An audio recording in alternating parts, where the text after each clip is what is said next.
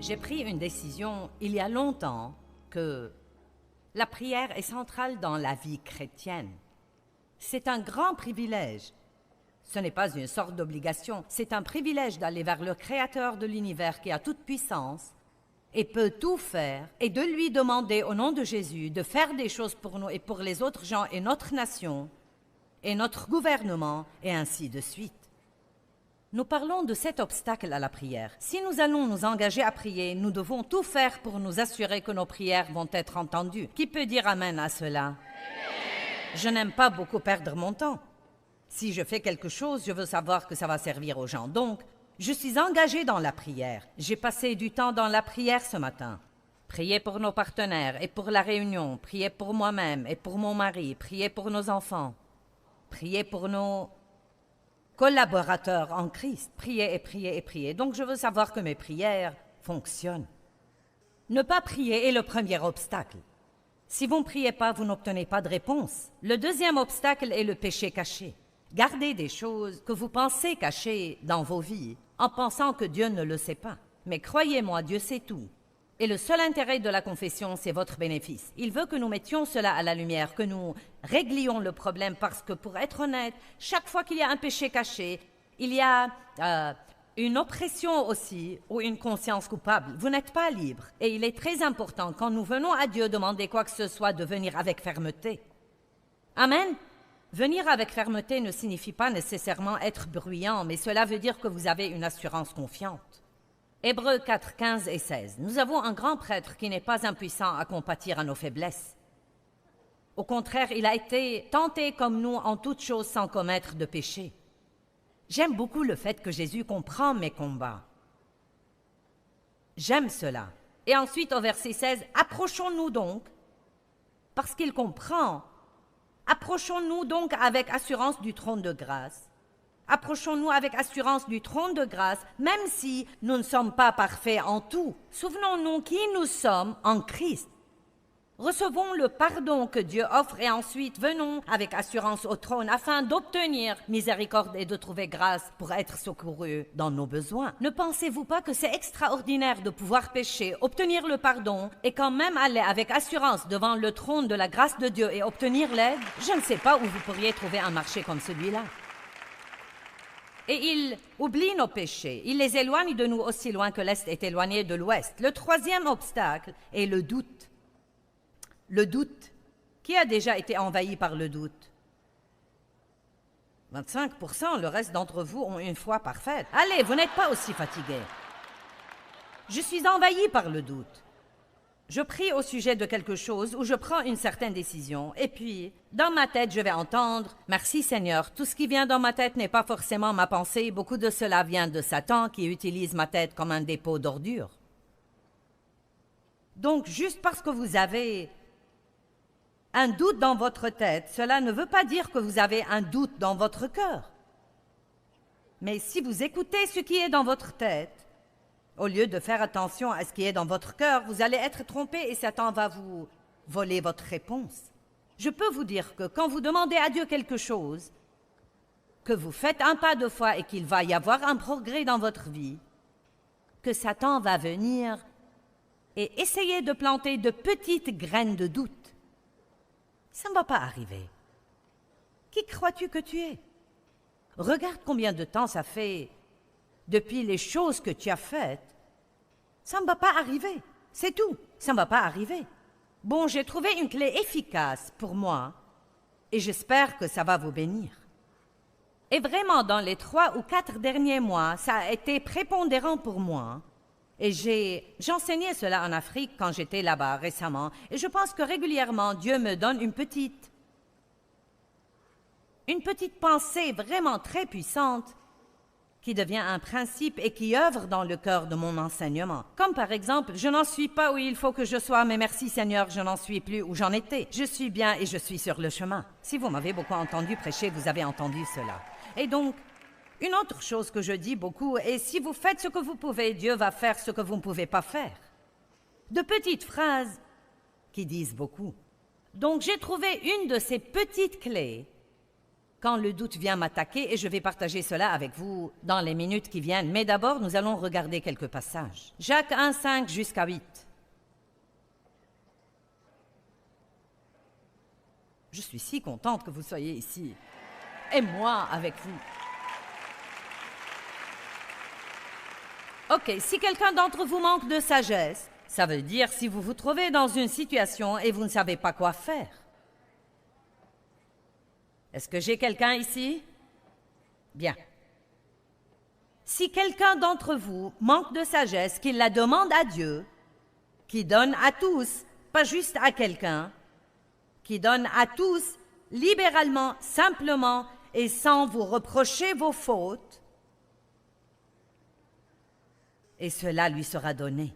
Cela lui sera donné. Pas pour vrai où il y a des chances qu'il le soit. Cela lui sera donné. Mon Dieu, si nous lisons vraiment la Bible, et prenons le temps de la regarder mot après mot et de la méditer. Ne lisez pas la Bible en quantité, lisez-la en qualité. Ce n'est pas combien vous avez lu, c'est combien vous tirez de ce que vous avez lu. Ce verset dit quelque chose d'extraordinaire. Si vous ne savez pas quoi faire, demandez à Dieu et il va vous aider. Il ne trouvera pas de faute chez vous. Il ne va pas avoir de ressentiment envers vous car vous n'avez pas toujours été ce que vous auriez dû être dans le passé. Demandez et Dieu va vous aider. Regardons la suite. Verset 6. Mais qu'il la demande avec foi, sans jamais douter, ni hésiter, ni transiger. Cela veut dire que nous devons aligner nos pensées sur ce que nous croyons et nous y tenir. Ne pas changer nos pensées et être indécis. Une minute, je pense que je crois, et la minute d'après, je pense que je ne crois pas. Je crois que c'est ce que je veux que Dieu fasse. Non, je ne sais pas si c'est ce que je veux que Dieu fasse. Car celui qui doute est semblable au flot de la mer agité et poussé, d'un côté et de l'autre, et ballotté par le vent. Qu'un tel homme ne s'imagine pas qu'il recevra quelque chose qu'il demande du Seigneur. Pourquoi? Parce que ce doute devient une route barrée. J'ai prié avec foi et j'ai fait sortir ma prière. Et maintenant, même si Dieu envoie une réponse, elle ne va pas entrer parce que la route est fermée. Vous dites, dis-moi vite. Quelle est la réponse? Dans une minute, mais je veux que tu aies faim de cette réponse. Marc 11, 23.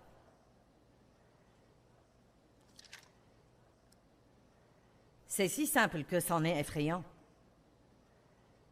Je vous le dis en vérité, si quelqu'un dit à cette montagne, ôte-toi de là et jette-toi dans la mer, et s'il ne doute point en son cœur, mais croit que ce qu'il dit arrive, il le verra s'accomplir. Ça serait une formidable occasion de faire une série sur la bouche, mais impossible aujourd'hui. C'est pourquoi je vous dis, tout ce que vous demandez en priant, soyez confiants et assurés, et croyez que vous l'avez reçu et vous le verrez s'accomplir. Vous voyez, quand on prie pour quelque chose, on ne l'obtient pas immédiatement. Il dit, tu pries, tu crois et tu reçois. Mais le temps d'attente est ce qui nous met en difficulté. Si nous avions immédiatement un résultat quand nous prions, personne n'aurait de problème. Mais quand vous priez et vous devez attendre 1 semaine, 1 mois, 3 mois, 6 mois, 1 année, 2 ans, 3 ans, 4, 5, 6. Oh là là, ça donne le temps au diable de manipuler vos pensées. Amen. Donc, j'ai découvert que tout ce que nous avons vraiment besoin de faire, quand le diable essaye de nous mentir, c'est juste de lui répondre. Apprendre comment répondre au diable. Hein? Bon, d'abord, c'est ce à quoi vous ressemblez tous. Tout d'abord, réalisez que toutes les pensées qui viennent dans votre tête ne sont pas de vous. Donc, ne les prenez pas comme venant de vous, ni comme étant les vôtres. Si quelqu'un vous offrait du poison, vous ne le prendriez pas juste parce que c'est quelqu'un qui vous l'offre. Et Satan offre d'empoisonner nos vies, sans dire combien de fois par jour il met de fausses pensées dans nos têtes, mais la Bible dit que vous pouvez chasser les mauvaises pensées et garder les bonnes. Nous avons deux intelligences, de la chair et de l'esprit, et vos pensées devraient être vos pensées, et vous ne devez pas penser quelque chose si vous ne le voulez pas. Vous pouvez choisir vos pensées avec attention, vous pouvez en jeter et en garder d'autres. Ça a l'air d'être un gros travail, Joyce, n'est-ce pas? Laissez-moi vous dire quelque chose, vous n'allez pas être un chrétien fainéant et être victorieux. C'est pourquoi j'ai dit hier qu'être chrétien n'est pas pour les faibles, c'est un travail à temps plein. Amen. Vous pouvez aller à l'église chaque semaine et aller à la maison, être malheureux toute la semaine et retourner à l'église puis à la maison. Vous pouvez faire cela pendant 50 ans et vous irez sans doute au ciel parce que vous croyez vraiment en Jésus, mais vous n'aurez aucune joie ici. Vous n'aurez jamais aucune victoire et personne ne désirera jamais ce que vous avez. Donc, pour le bien de Jésus, il est temps de prendre le dessus et de réaliser finalement que la Bible dit que nous sommes les représentants de Dieu sur la terre.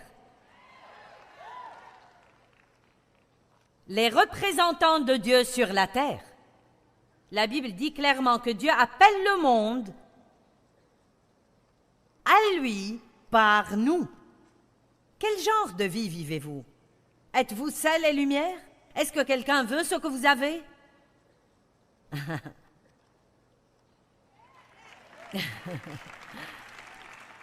Je vous laisse avec cette pensée.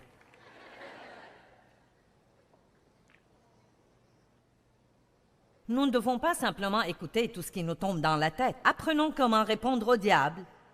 Et j'ai découvert une chose formidable. Tout ce que je dis maintenant est « Je crois que Dieu est en train de travailler. » Peu m'importe de quoi ça a l'air. Peu m'importe ce qu'on ressent. Peu m'importe ce que je vois et ce que je ne vois pas et depuis combien de temps, je crois que Dieu est en train de travailler. Et vous savez que c'est vrai. Quand vous voyez un résultat, c'est le résultat de ce que Dieu faisait alors qu'il était en train de travailler et que nous ne le voyons pas. Et donc actuellement, alors que vous êtes ici dans cette conférence, si vous avez cru en Dieu et que vous ne doutez pas, Dieu travaille. Il travaille sur vos enfants et sur votre époux pour qui vous avez prié. Il travaille sur vous car vous lui avez demandé de travailler en vous. Et alors le diable dit, « Bon, mais tu ne changes pas, tu te comportes mal. » Vous lui dites, « Dieu travaille en moi. » Peu m'importe de quoi ça a l'air, Dieu est en train de travailler en moi. Et c'est ainsi que vous gardez votre foi. Vous ne restez pas juste. C'est très difficile, la foi est si difficile. Je veux dire, je prie et j'essaye de croire en Dieu et puis j'ai tous ces doutes. Tout ce que nous faisons, c'est être d'accord avec le diable. Allez, faites-vous entendre. Dites-le à voix haute. Je crois que Dieu est en train de travailler et peu m'importe, ça m'est égal que vous deviez le dire 200 fois par jour. Prenez la décision que vous allez agir comme un guerrier, plus que victorieux, et vous n'allez plus vous laisser abattre ni accepter de prendre tout ce que le diable vous jette. La Bible dit, si vous demandez en mon nom, vous recevrez.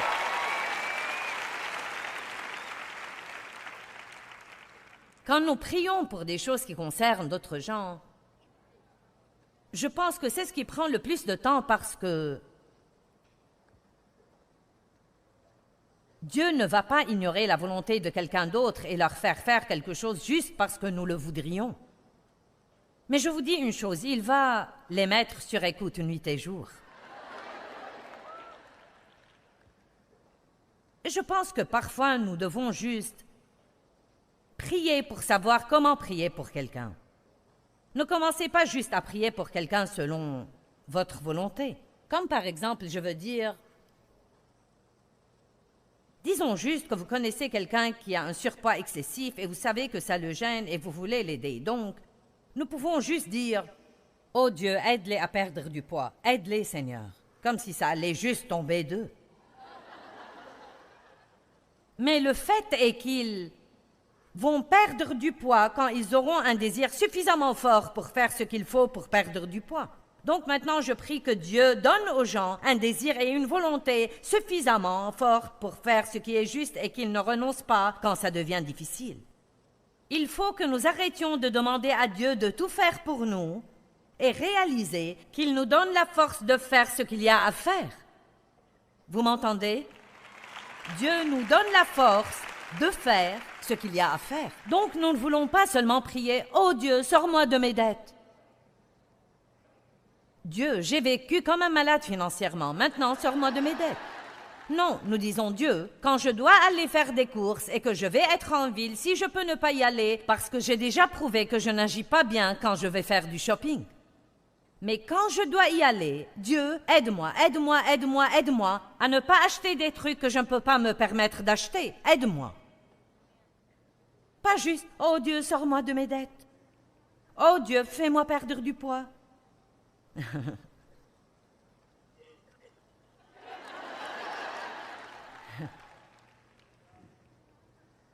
Et peu importe ce à quoi ça ressemble, comme... Vous savez, il y a des gens que j'aime qui...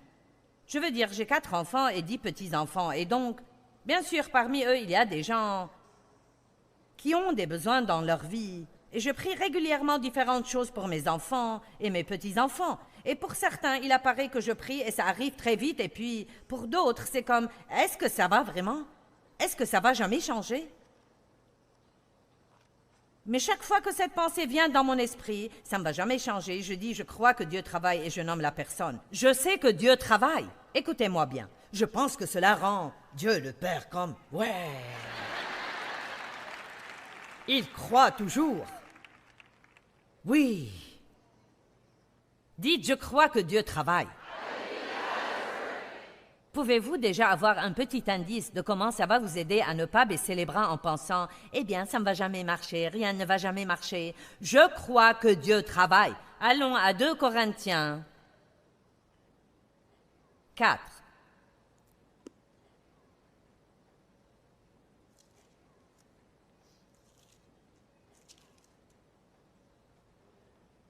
Regardez d'abord le verset 8.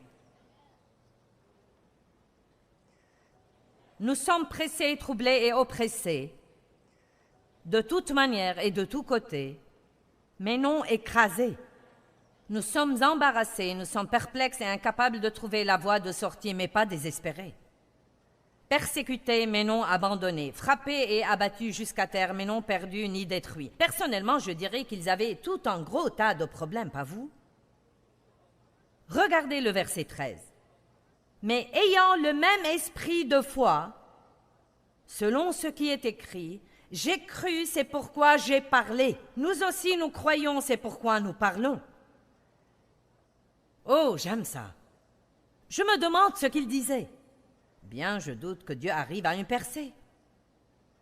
Je ne sais pas si nous allons nous en sortir cette fois, ce sera notre fin. Nous avons eu beaucoup de difficultés, mais celle-là est sur le point de nous avoir. Non, je crois que même dans les périodes où Paul était en prison, il disait « Je crois que Dieu travaille. Je crois que Dieu travaille. Je crois que Dieu travaille. » Peu m'importe de quoi ça a l'air et ce qu'on ressent. Et même si ça prend longtemps, quand vous croyez que Dieu est en train de travailler, la joie vient par le fait de croire. Quand vous croyez, vous recevez la joie en retour. Nous perdons notre joie quand nous sommes négatifs et critiques. Nous voyons tout en noir et posons surtout un regard acide. Vous vous aidez vous-même quand vous dites « Je crois que Dieu travaille ». Si vous ne connaissez pas la puissance qu'il y a dans la proclamation à voix haute de la parole, je n'ai pas le temps de tout vous dire à propos de cette merveilleuse chose. Mais c'est une des choses les plus merveilleuses que vous pouvez apprendre à faire. Votre bouche, prononçant la parole de Dieu, est la plus grande arme que vous ayez contre le diable. Ne laissez pas le diable utiliser votre bouche. Vous utilisez votre bouche contre le diable. Amen. La Bible dit que les anges écoutent avec attention la parole. Ils n'écoutent pas nos plaintes, ils n'écoutent pas nos murmures et nos ronchonnements. Ils n'écoutent pas ce que nous disons de notre incapacité à tenir une semaine de plus si Dieu n'intervient pas. Ils écoutent la parole de Dieu. Et je crois que chaque fois que nous disons « Je crois que Dieu est en train de travailler », dès maintenant, Dieu travaille dans ma vie. Toute la journée, Dieu travaille dans ma vie et je vais voir le résultat de ce que Dieu fait. Parce que vous voyez, Dieu travaille en secret et puis il amène les choses au grand jour. La foi va dans le royaume spirituel et amène ces choses qui sont déjà là où on peut les voir. Qu'est-il écrit en Matthieu 11? Si vous croyez cela vous sera accordé. Il n'est pas dit quand cela arrivera, mais il est dit que cela vous sera accordé. Dites, je crois que Dieu travaille. Il faut être prudent concernant le doute.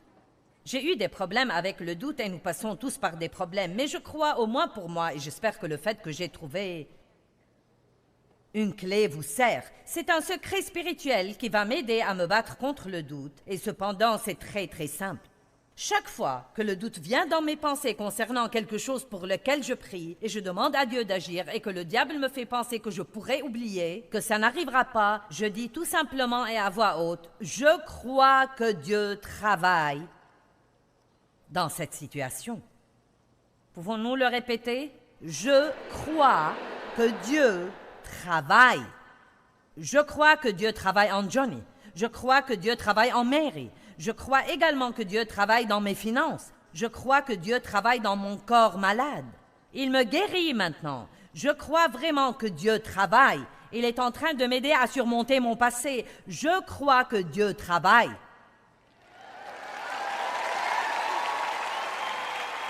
Amen. Vous dites assez et le diable va vous laisser tranquille et aller chez quelqu'un qui l'écoutera.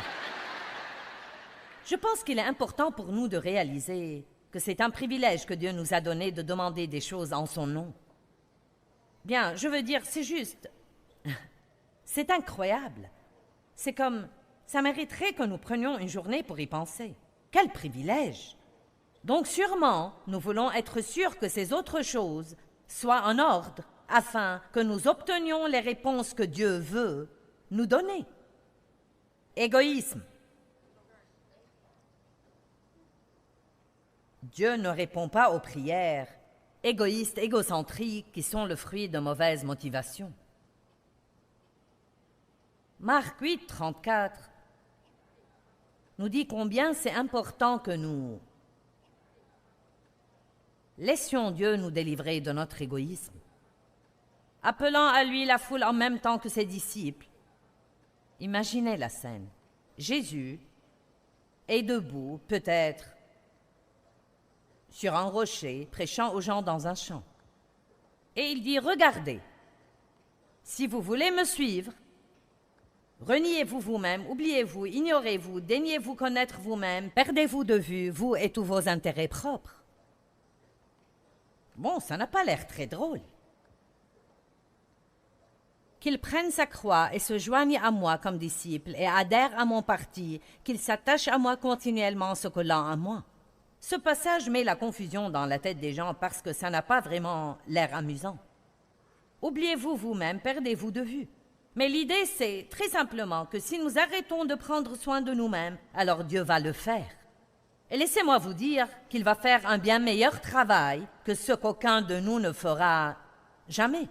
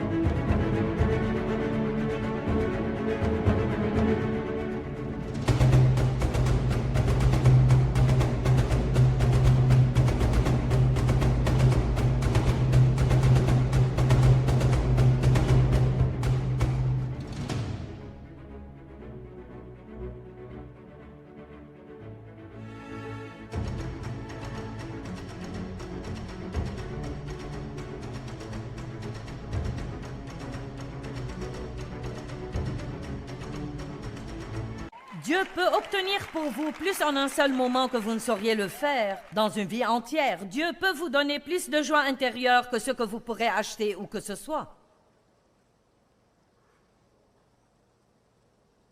Mets ta joie dans le Seigneur et il comblera les désirs de ton cœur. Soumets-lui tes voies et il les fera réussir. Comment se fait-il que, quand vous avez un problème sérieux, ou quand j'ai eu un problème sérieux plusieurs fois, même si j'ai pu aider d'autres personnes dans leurs problèmes, je ne peux m'aider moi-même. Oubliez-vous, arrêtez de prendre soin de vous-même. Pourquoi ne prenez-vous pas votre retraite du soin de soi et ne fêtez-vous pas cette retraite? Maintenant, ne prenez pas ce que je dis de manière déséquilibrée. Je ne dis pas de ne pas prendre soin de vous ou de ne pas investir en vous-même. Je ne dis pas de ne pas faire des choses pour soi-même. Je dis de ne pas être une personne égoïste centrée sur elle-même où tout dans votre vie est à votre sujet. Et la façon dont vous pouvez le savoir est simplement en vous demandant « Qu'est-ce que je fais qui rend la vie de quelqu'un d'autre meilleure ?» Les prières par la foi sont puissantes et vous devriez dire « Qu'est-ce qu'une prière par la foi ?» Je pense que souvent les gens prient par devoir ou par obligation, mais qu'il n'y a pas vraiment de foi. Ils parlent peut-être en direction de Dieu, au lieu de vraiment parler à Dieu en croyant que Dieu veut travailler pour nous. Donc quand vous priez, croyez que Dieu travaille pour vous sans tenir compte de ce à quoi la situation ressemble ou de ce qu'on ressent. Vous savez, j'aime beaucoup la parole de Dieu parce qu'elle m'a littéralement changé et elle a changé ma vie. Et c'est vraiment un processus sans fin et c'est vraiment un voyage formidable pour moi. Je marche avec Dieu depuis un long moment et je continue d'apprendre chaque jour de ma vie.